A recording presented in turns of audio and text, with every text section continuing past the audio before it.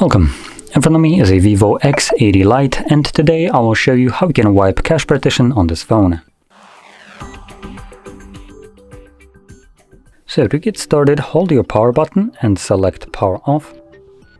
And when the device turns off, hold your power button and volume up at the same time. After a moment, the device will boot up into fast boot mode, at which point you can let go of the two buttons, and then using volume buttons to navigate, select the second option, so volume down once, and confirm it using your power button. Again, let's give it a moment, and it will then boot us into recovery mode, from which we can access the wipe cache partition.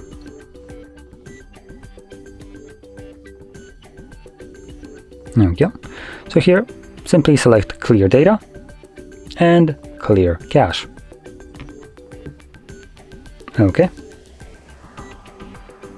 Once it's finished, come on, there we go, we can select return, back arrow, restart, okay, and this will now bring us back to Android.